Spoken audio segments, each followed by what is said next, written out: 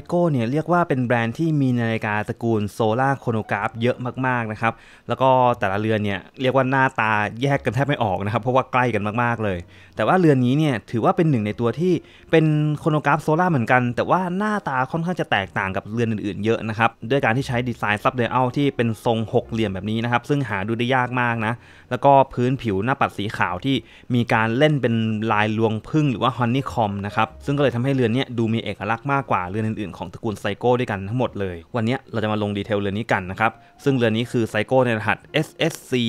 769 P1 นั่นเองโดยหน้าปัดของเรือนนี้นะครับแน่นอนว่าจะโดดเด่นด้วยการใช้ลายที่แบบมันเป็นลวงผึ้งที่มันมีการประกายแสงได้เด่นมากๆนะคือปกติแล้วเนี่ยเวลาเรามองมันอาจจะมีความเรียบบ้างหรือว่ามีความเป็นเม็ดขึ้นมาแล้วแต่แสงที่มันตกกระทบนะครับซึ่งเอาจริงผมก็ต้องบอกว่ามันอาจจะเป็นลายหนึ่งที่คนที่ชอบก็จะชอบไปเลยนะครับแต่ว่าบางคนที่รู้สึกแบบไม่ค่อยถูกชะตาก็จะเกลียดไปเลยก็มีเหมือนกันนะอันนี้ผมว่าจะมีคนคิดไป2ทางนะครับแต่สำหรับผมเองผมแค่รู้สึกว่าเราเจอนาฬิกาหน้าขาวเรียบๆมาเยอะแล้วแล้วมันเบื่อมากๆแล้วก็อยากได้นาฬิกาที่มันมีดีเทลมีอะไรที่มันดูเยอะแยะขึ้นมาบ้างแล้วก็ให้มันฉีกจากนาฬิกาตระกูลโซล่าโครโนกราฟเดิมๆของไซโก้บ้างตัวเนี้ยก็ถือว่าทำออกมาตอบโจทย์ตรงนี้ได้ดีนะครับซึ่งตัวหน้าปัดสีขาวเนี่ยว่าเด่นแล้วนะครับเพื่อนๆต้องมาเจอตัวด้านซ้ายตรงนี้นะคือมันจะเป็นซับไดอัลที่มันเป็นเข็มวินาทีจริงๆของเรือนนี้นะครับแต่ว่ามันจะไม่วงกลมนะมันจะมาแบบเป็นแนวหกเหลี่ยมเลยแต่ว่าไม่ใช่หกเหลี่ยมที่มันสมมาตรเลยนะมันเหมือนโดนยืดบีบให้มันยาวๆซึ่งแบบดูมีความแปลกๆตานิดนึงซึ่งไอ้ตรงนี้ก็เป็นอีกจุดหนึ่งที่บางคนเห็นปั๊บอาจจะไม่ชอบไปเลยก็เหมือนกันนะครับเพราะว่าเวลามองปั๊บนะมันจะรู้สึกว่าเฮ้ย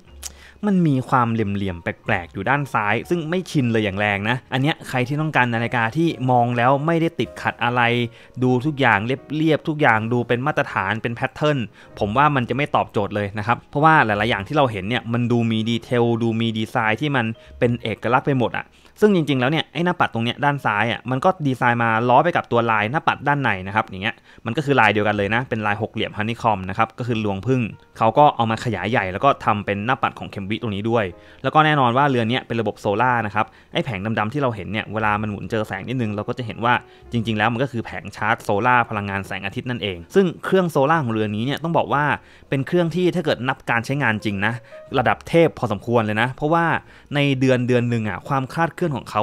มันจะบวกลบ15วินาทีเท่านั้นนะครับซึ่งถือว่าเป็นอะไรที่เดินตรงมากๆนะครับดังนั้นเพื่อนๆเนี่ยสามารถใช้นาฬิกาเรือนนี้ทั้งปีผมว่าความคลาดเคลื่อนต่อปีมันอาจจะไม่ถึง1นาทีด้วยซ้ำนะซึ่งมันจะเป็นอะไรที่ดีเวอร์มากๆเลยนะครับสำหรับคนที่ต้องการความแม่นยำในการใช้งานส่วนฟังก์ชันโครโนกราฟเรือนนี้ก็ใช้ได้ตามปกตินะครับปุ่มขวาบนพอกดปั๊บเนี่ยตัวเข็มจับเวลาที่เป็นสีดำๆตรงนี้นะครับก็จะเดินไปทีละ1วิแบบนี้แต่ว่าด้านบนเนี่ยจะมีเข็มจับเวลา1/20วินาทีอยู่ซึ่งถือว่าค่อนข้างจะละเอียดมากนะเป็นนาฬิกาที่สามารถบอกเวลาหรือว่าหยุดเวลาได้ค่อนข้างจะแม่นยำแล้วก็มีการอ่านค่าได้ค่อนข้างจะละเอียดเลยนะครับเผื่อใครจะเอาไปใช้จับเวลาตอนวิ่งจับเวลาทำกิจกรรมอะไรต่างๆนานาที่ต้องการหน่วยย่อยๆเยอะๆก็ใช้เรือนนี้ใช้งานได้นะครับกดอีกทีนึงก็หยุดนะครับแล้วก็กดอีกทีนึงก็จะรีเซ็ตเข็มก็จะกวาดกลับไปแบบนี้ตัว chapter link ก็จะเป็น tachymeter มาให้ด้วยนะครับซึ่ง tachymeter นี่ดูซ่อนมากๆเลยตอนแรกนี่แทบไม่สังเกตด้วยซ้ำนะนึกว่าเป็นสเกลตัวเลขธรรมดาแต่ว่าก็มี tachymeter เอาไว้อยู่ตรง chapter link ด้านในสีดำๆอยู่แบบนี้นะครับส่วนลูมเนี่ยมีมาให้แค่เข็มชั่วโมงเข็มนาทีแล้วก็เป็นแค่มาร์กเกอร์12นาฬิกาด้านบนเท่านั้นนะครับซึ่งก็แปลกดีนะคือให้ลูมมาแบบเป็นติ่งมาด้านบนนิดนึงอะไรอย่างเงี้ยก็เอาไว้มาร์กตำแหน่งอะไรประมาณนี้พอได้นะครับส่วนกระจกสเปคให้มาเป็นซัฟไฟร์คริสตัลแล้วนะครับแล้วก็การตัดแสงถือว่าทำได้โอเคระดับหนึ่งเลยนะบางมุมก็จะเคลียร์มากนะครับแต่ว่าบางมุมก็จะเห็นสะท้อนเข้ามาอยู่บ้างนะคือถือว่าใช้งานได้แต่ยังไม่ได้ตัดเกลี้ยงมากเท่ากับพวกแอสตรอนนะครับพวกแอสตรอนนี่คือระดับเทพไปเลยนะครับอันนี้ยังไม่ถึงขั้นนั้นนะส่วนเม็ดมะยมของเรือนนี้ก็ไม่ได้เป็นสกูดาวคราวนะครับหมุนขึ้นเพื่อตั้งช่องวันที่ด้านขวาตรงนี้แล้วก็ดึงมาจนสุดเป็นการหมุนตั้งเวลาประมาณนี้นะครับส่วนตัวเคสเนี่ยก็ต้องบอกว่าเป็นสแตนเลสสตีลขัดเงามาค่อนข้างจะดูดีนะริ้วขัดด้านก็ละเอียดดีนะครับแล้วก็ส่วนขัดเงาเชื่อมขัดด้านถือว่าทำได้เนียบระดับหนึ่งเลยอาจยังไม่ได้เนียบเวอร์เท่ากับพวกแพงๆแต่ว่าโอเคแล้วล่ะสำหรับงบประมาณแถวๆนี้นะผมว่าก็ไม่ได้ติดอะไรแล้วก็ดีไซน์ตัวขอบเบเซลเนี่ยจะมาแบบแนวระนาบเดียวกับกระจกเลยนะครับจะไม่ได้นูนไม่ได้มีความโดมอะไรนะก็ดูเรียบร้อยดีแล้วก็ไม่ค่อยได้กลิ่นอายวินเทจเท่าไหร่ด้วยนะครับคนชอบนาฬิกาแนวโมเดิร์นน่าจะชอบเรือนนี้กันนะ แล้วก็ฝาหลังเนี่ยเป็นปิดทึบมาแบบนี้มีเขียนไว้ว่าเป็น Machina Sportiva นะครับก็สื่อสารถึงความเป็นนาฬิกาที่หน้าตาดูสปอร์ตมากๆอะไรประมาณนี้นะสเปคกลางในน้ำก็10 บาร์นะครับถือว่าแช่น้ำโดนน้ำได้โดนแรงดันได้นิดหน่อยแต่ว่าเอาไปดำน้ำยังไม่ได้นะครับยังไม่แนะนำส่วนขนาดเคสไซส์เรือนนี้อยู่ที่ประมาณ 41.4 มิลความหนาอยู่ที่ 12.3 ส่วนลักทูลักอยู่ที่ประมาณ 47.7 มิลนะครับส่วนน้ำหนักเวอร์ชั่นตัดสายออกไปแล้วนะครับผมลองชั่งดูละอยู่ที่113 กรัมซึ่งสายที่ผมตัดเนี่ยก็ยังตัดออกได้อีกประมาณ 3-4 ข้อเลยนะดังนั้นก็คือสามารถเบาได้มากกว่านี้อีกนะครับแล้วก็แน่นอนคนที่ต้องเติมสายเพิ่มเนี่ยมันก็อาจจะน้ำหนักขึ้นไปประมาณ120 กรัมอะไรแถวๆนี้นะครับซึ่งก็ถือว่ายังโอเคนะคือด้วยหน้าตาที่มันดูใหญ่แล้วก็ตัวเรือน41 มิลกว่าทีแรกผมคิดว่ามันจะหนักกว่านี้ด้วยซ้ำนะครับอันนี้ถือว่าเป็นความรู้สึกที่ตอนจับปั๊บเนี่ยตอนแรกก็เฮ้ย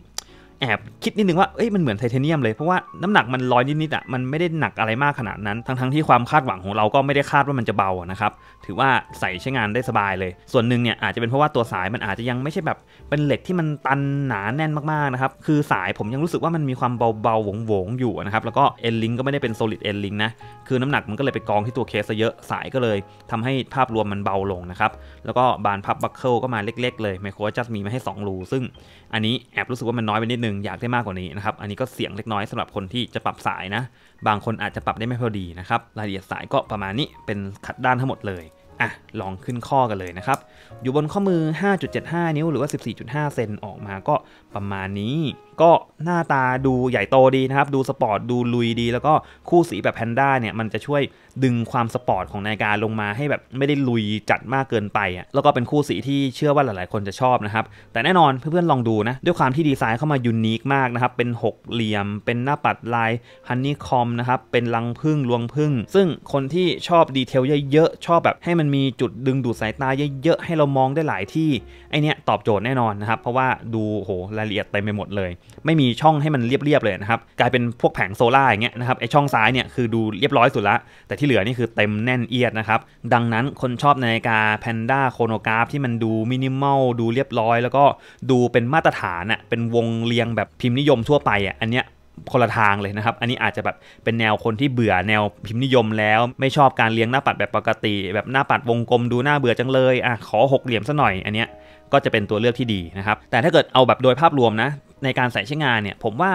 มันก็ยังไม่ได้ดูกระโดดหรือว่าดูแบบมีความเด่นจัดมากเกินไปจนเราจะใส่ไปทำงานใส่ไปเรียนไม่ได้นะคือเวลามองไกลๆไอ้ลายทั้งหลายที่เราเห็นเนี่ยมันก็ไม่ชัดขนาดนั้นนะเพื่อนๆเนี่ยเวลาดูนะคือก็เห็นเป็นขาวๆดำๆทั่วๆไปแล้วก็ตัวหน้าปัด6 เหลี่ยมด้านซ้ายเนี่ยมองไกลๆมันก็เกือบจะกลมแล้วนะครับถ้าเกิดขยับเร็วๆก็ดูเนียนเป็นวงกลมได้เหมือนกันดังนั้นโดยภาพรวมไม่แย่นะไม่แย่อย่างที่คิดนะครับใส่ใช้งานได้ง่ายอยู่ไม่ได้ดูแบบเด่นยูนิคขนาดที่ว่าโอ้โหไม่ไหวเลยอะไรขนาดนั้นนะใครที่กำลังมองหานาฬิกาแนวนี้อยู่ก็ลองดูเป็นไอเดียกันได้นะครับสำหรับเรือนนี้แต่ว่าปัญหาอย่างเดียวของเรือนนี้เนี่ยผมว่าได้เป็นเรื่องการหาซื้อมากกว่าเพราะว่ามันขายมานานละนะครับแล้วก็จริงๆมันเป็นตัวที่จะบอกว่ามันไม่ได้ฮิตคนไม่ได้พูดถึงกันเยอะแล้วก็ไม่ได้เป็นรุ่นขายดีนะดังนั้นก็ต้องหาตามร้านที่อาจจะมีสต็อกค้างไว้อยู่อะไรแบบนี้นะครับถ้าเกิดหาของใหม่หรือว่าไปหาข้อมูลบนเว็บไซต์เนี่ยตอนนี้เอาจริงนะแค่ข้อมูลเรือนนี้ยังหายากเลยแต่ว่ารหัสก็ตามที่ผมบอกไปนะครับยังไงใครที่สนใจเอารหัสไปลองเซิร์ชดูได้นะครับเผื่อจะหารายละเอียดหาข้อมูลเพิ่มเติมนะส่วนราคาก็ถ้าเกิดเป็นราคาตอนออกใหม่ๆประมาณ 17,000 นะครับแต่ว่าถ้าซื้อจริงตอนนี้ผมว่าน่าจะประมาณ8-9 พันนี่ได้แล้วนะครับหรือว่าเผลอๆนี่6-7 พันก็ยังได้นะเพราะว่าน่าจะเริ่มเซลล์กันเยอะแล้วเหมือนกันซึ่งถ้าเกิดเราซื้อได้ในช่วงราคาประมาณนี้ที่มันเซลล์มาแล้วก็ถือว่าเป็นนาฬิกาโครโนกราฟแพนด้าอีกเรือนหนึ่งที่ใช้งานได้ดีคุ้มราคามากๆแล้วก็เดินตรงสุดๆเลยนะครับก็ลองไปหากันดูนะครับสำหรับรีวิวนี้ก็ประมาณนี้นะครับแล้วเจอกันใหม่คลิปหน้าครับสวัสดีครับ